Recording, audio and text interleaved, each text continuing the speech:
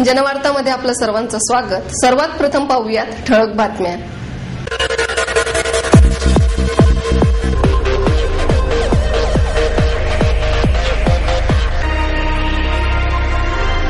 कोजागिरी पौर्णिमेचे औचित्य साधून पुणे जिल्हा अग्रवाल युवा संमेलनाच्या वतीने माता की विशाल चौकी या कार्यक्रमाचं आयोजन। दिवाळी निमित्त दी पुणा मर्चंट चेंबरच्या वतीने रास्त दरात लाडू चिवडा विक्री सुरू। समाजात जातीविषयीचा पगडा जरी कमी होत असला तरीही पैसा नावाची नवीन जात उदयास येत आहे, ज्येष्ठ बांधकाम व्यावसायिक DS कुलकर्णी यांचं प्रतिपादन। सीएनजीसाठी 5,000 रुपये अनुदान मिळावं या मागणीसाठी रिक्षा पंचायतीच्या वतीने महापालिकेसमोर निदर्शने। दादोजी कोंडदेव पुतळा हटविण्याबाबतचा निर्णय महापालिकेने 1 महिन्यासाठी लांबविला। जनसेवा सहकारी बँकेच्या 38व्या वर्धापन दिनानिमित्त प्राध्यापक श्रीरंग पिंपळीकर यांना जनसेवा पुरस्कार प्रदान। बलात्कार करणाऱ्यांना फाशीची शिक्षा होणे आवश्यक आहे, चर्चासत्रात अनेकांची मते। आणि अक्षरधारातर्फे माय मराठी शब्दोत्सव ग्रंथ प्रदर्शनाला सुरुवात। पुणे जिल्हा अग्रवाल युवा संमेलनाच्या वतीने माता की विशाल चौकी या कार्यक्रमाचं आयोजन करण्यात आलं। म्हात्रे पुलालगतच्या कृष्णसुंदर गार्डन या ठिकाणी हा कार्यक्रम मोठ्या उत्साहात पार पडला। या कार्यक्रमाच्या प्रारंभाला 4 दाम्पत्यांच्या हस्ते देवीची ज्योत पेटवून कार्यक्रमाचा शुभारंभ करण्यात आला।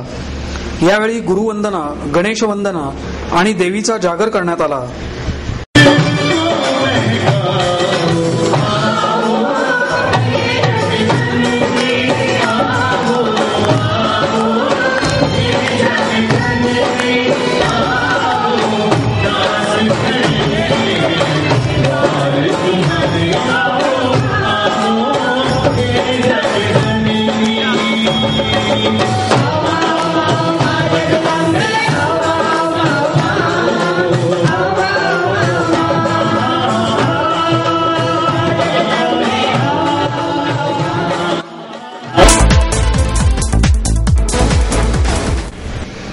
दिवाळी निमित्त दी पुणा मर्चंट चेंबरच्या वतीने रास्त दरात लाडू चिवडा विक्री सुरू होणार आहे।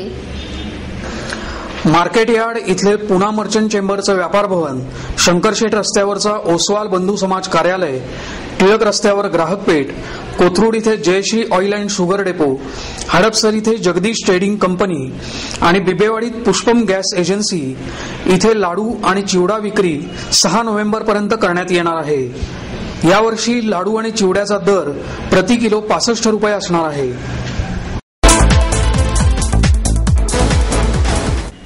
समाजात जातीविषयीचा पगडा जरी कमी होत असला तरी पैसा नावाची जात ही उदयास आली आहे, असे प्रतिपादन ज्येष्ठ बांधकाम व्यावसायिक DS कुलकर्णी यांनी केले। फुले शाहू आंबेडकर विचार मंचातर्फे DS कुलकर्णी यांना ज्येष्ठ पत्रकार मुकुंद संगोराम यांच्या हस्ते काशीराम मानवतावादी पुरस्काराने सन्मानित करण्यात आलं। त्यावेळी ते बोलत होते। बौद्ध धर्माचे धर्मगुरू भंते राजरतनजी, विवेक कुदळे, दत्ता पाटील, गायक राहुल अन्वीकर, अध्यक्ष विठ्ठल गायकवाड, आकाश सोनावणे, प्रदेशाध्यक्ष गोविंदराव लोखंडे आदी मान्यवर यावेळी उपस्थित होते। ज्येष्ठ पत्रकार अरुण लोणकर यांना भंते राजरतनजी यांच्या हस्ते मानवतावादी पत्रकार पुरस्कार यावेळी प्रदान करण्यात आला। DS कुलकर्णी यावेळी बोलताना म्हणाले की कष्टकरी तेल्या तांबोळ्यांच्या वस्तीत वाढल्याने मला कष्टाचा आणि प्रामाणिकपणे कष्ट करण्याचा नेहमीच आदर वाटतो। गरिबीला जात नसते, पण आता पैसा नावाची नवीन जात निर्माण होत आहे। एखाद्याच्या खिशात किती पैसा आहे यावरून त्याची सध्या लायकी ठरवली जाते। ही जातीय विषमता दूर करणं हे मोठं आव्हान निर्माण झालं आहे। मराठी माणूस उद्योग करूच शकत नाही अशी सदा सर्वदा बोंब मारली जाते, परंतु मराठी तरुणाने कारकुनी सोडून उद्योग करावा अशी पोषक परिस्थिती निर्माण करण्यास मात्र कुणी पुढे येत नाही, अशी खंत व्यक्त करून समाजात आर्थिक आणि सामाजिक समता निर्माण करण्यासाठी पैसारूपी जात प्रथम दूर केली पाहिजे, असं कुलकर्णी यांनी यावेळी सांगितलं। सीएनजीसाठी 5,000 रुपये अनुदान मिळावं या मागणीसाठी रिक्षा पंचायतीच्या वतीने महापालिकेसमोर निदर्शने करण्यात आली। रिक्षा पंचायतीचे अध्यक्ष डॉक्टर बाबा आढाव यांच्या नेतृत्वाखाली झालेल्या या आंदोलनात राज्य रिक्षा संघटना संयुक्त कृती समितीचे निमंत्रक नितीन पवार, सिद्धार्थ चव्हाण, दीपक शिर्के, युवराज वाढवणे, आनंद बेलमकर, करीम सय्यद, भीमराव गायकवाड, हाफिज खान, सोपान घोगरे यांच्यासह शेकडो रिक्षाचालक आंदोलनात सहभागी झाले. येथील सीएनजी पंपाला महानगरपालिकेने परवानगी, सीएनजी कन्व्हर्शन किट साठी अनुदान, सीएनजी कन्व्हर्शन किट साठी 5,000 रुपये अनुदान, सीएनजी कन्व्हर्शन किट साठी रिक्षावाल्याला 5,000 रुपये अनुदान, पंचायत संयुक्त प्रकल्पासाठी जागा, आम्हाला जागा, सीएनजी संयुक्त प्रकल्पासाठी जागा, महानगरपालिका रिक्षा पंचायत संयुक्त प्रकल्पासाठी जागा, आम्हाला सीएनजी किट साठी 5,000 रुपये अनुदान, सीएनजी किट साठी अनुदान, सीएनजी किट साठी 5,000 रुपये अनुदान.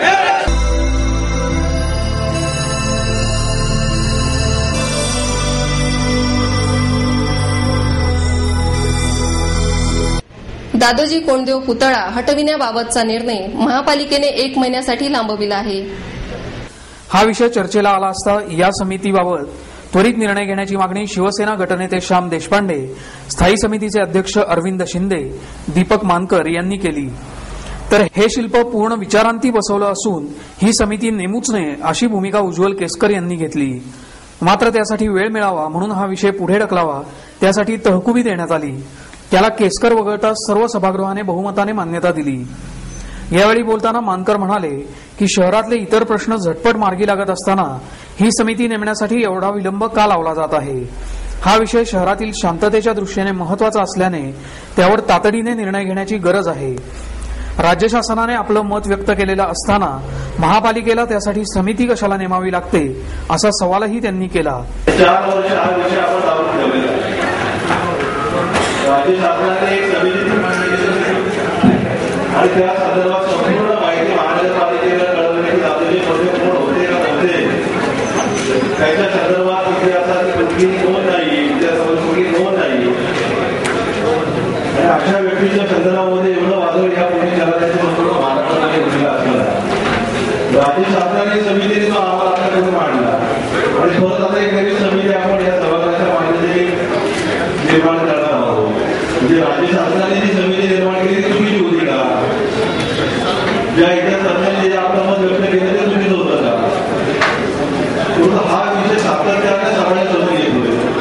त्या संदर्भात आपण 4 वर्ष नको लागत होतो. माननीय महापालिका आयुक्तांचं या संदर्भात राज्य शासनाचं कसं आलेलं आहे त्याचा खुलासा त्यांनी केलेला आहे. 4 वर्षाच्या कालावधीमध्ये ज्याच्यामुळे कायदा आणि सुव्यवस्थेचा प्रश्न निर्माण होतो या परिसरामध्ये सातत्याने तो चर्चेला देखील या सभागृहामध्ये मिळालेला नाही. 4 वर्षामध्ये या सभागृहामध्ये हा विषय समोर यायला पाहिजे होता. तो का आपण ठेवण्यात आला? या संदर्भामध्ये परत एकदा समिती निर्माण करायची, परत 4 वर्ष घालवायची. हा आपण सभागृहाचा कोणी करू नये आणि सभागृहाला विनंती आहे की ज्या विषयामुळे संपूर्ण पुणे शहराचं वातावरण खराब होतं आणि ज्या पाठाची इतिहासामध्ये कुठे नोंद आहे त्याच्याकरता परत एखादी समिती निर्माण करायची. इतिहास करण्याचे नाव आपण द्यायची 10-15 दिवसाच्या कालावधीमध्ये हे उद्योग करण्यापेक्षा त्याच्या संदर्भात निर्णय घ्या सभागृहामध्ये. मला काय कारवाई करायची करा आणि करू नका. परंतु सगळ्या सभागृहाचं जे काय मत आहे ते सर्व समाजासमोर येऊन आहेत ना. केसकर म्हणाले की समिती नेमण्यासाठी मी पूर्वीपासूनच विरोध केला आहे. दादोजी कोंडदेव यांचं लाल महालात बसवलेलं शिल्प पूर्ण विचारांतीच बसवलेलं आहे. त्यामुळे या समितीबाबत सुरू असलेली चर्चा निष्फळ असून समितीला आपला विरोध असल्याचं केसकर यांनी स्पष्ट केलं. ही समिती नेमण्याचा निर्णय पुढे ढकलावा अथवा नाही याबाबत मतदान घेण्यात आलं. त्यावर केसकर वगळता सर्व सभासदांनी हा विषय पुढे ढकलण्यास मान्यता दिली. दरम्यान ही समिती नेमण्याबाबत येत्या 15 नोव्हेंबरपर्यंत निर्णय घेतला जाईल असं महापौर राजपाल यांनी स्पष्ट केलं. गोव्याचे माजी मुख्यमंत्री मनोहर पर्रीकर यांच्या हस्ते प्राध्यापक श्रीरंग पिंपळीकर यांना जनसेवा पुरस्कार प्रदान करण्यात आला.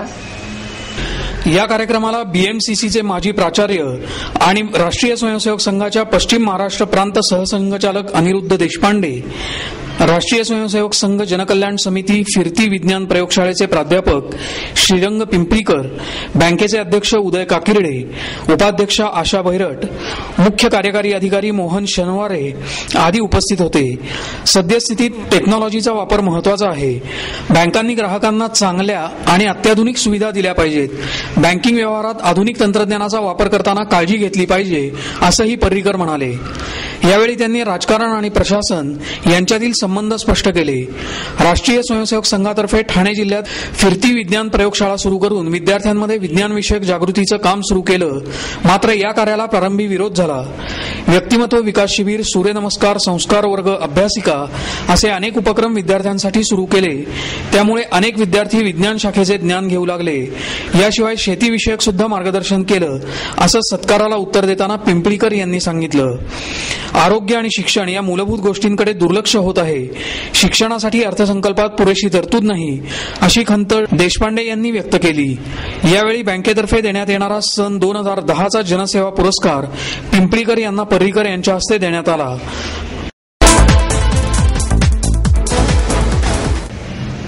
बलात्कार करणाऱ्यांना फाशीची शिक्षा होणे आवश्यक आहे, अशी अनेक मते चर्चासत्रात मांडण्यात आली.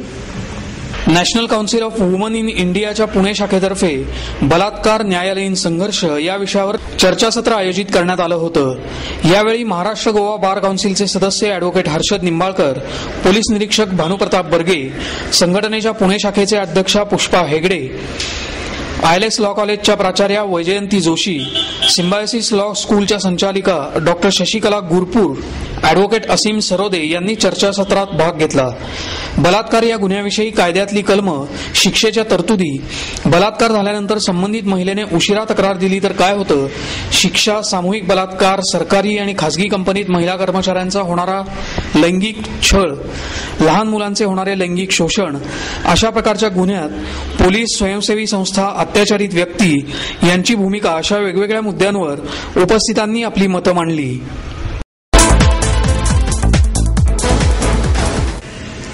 अक्षरधारातर्फे माय मराठी शब्द उत्सव या ग्रंथ प्रदर्शनाला नागरिकांचा उत्स्फूर्त प्रतिसाद मिळत आहे. अक्षरधाराच्या या प्रदर्शनात वाचकांसाठी एक पुस्तक विकत एक मोफत या अभिनव योजनेचं आयोजन करण्यात आलं असून यामध्ये निवडक, संग्राह्य, दर्जेदार अशा सुमारे 222 पुस्तकांचा समावेश करण्यात आला आहे. वि. स. खांडेकर, रणजित देसाई, वपू काळे, पु. ल. देशपांडे, एपीजे अब्दुल कलाम, ची. व्ही. जोशी, द. मा. मिराजदार, आचार्य यात्रे, धनंजय कीर, विश्वास पाटील, वि. स. वाळिंबे, शंकर पाटील, जयंत नारळीकर, शिवाजीराव भोसले, स्वातंत्र्यवीर सावरकर अशा नामवंत लेखकांच्या पुस्तकांचा यामध्ये समावेश आहे. किमयागार या पुस्तकावर ग्लोबल वॉर्मिंग हे पुस्तक मोफत, त्याचप्रमाणे मृत्युंजय बनगरवाडी, श्रीमान योगी पावनखिंड, टोला गरुड झेप, JRD टाटा दीपस्तंभ, निवडक चिन्ह, ब्रश मायलेज, मनाचे व्यवस्थापन, सावरकर विचारमंथन, महानायक कर्ण खरा कोण होता, विंग्स ऑफ द फायर, विज्ञानाची गरुड झेप अशा 123 पुस्तकांच्या जोड्या यामध्ये असणार आहेत. तसंच विविध विषयांची मराठी आणि इंग्रजी सुमारे 1 लाख पुस्तकं विषयानुरूप मांडण्यात आली आहेत. गीता प्रेस, रामकृष्ण मठ, डॉक्टर प. विवर्तक, नॅशनल बुक ट्रस्ट इत्यादी सहज उपलब्ध न होणारी पुस्तकं ही स्वतंत्र विभागात मांडण्यात आली आहेत. जयको बुक्सच्या इंग्रजी पुस्तकांवर 70% सवलत देण्यात येणार आहे. कोथरूड इथल्या अंबर हॉलमध्ये आयोजित अक्षरधाराचं हे प्रदर्शन 28 ऑक्टोबरपर्यंत सकाळी 10 ते रात्री 9 या वेळेत दिवसभर सुरू राहणार आहे.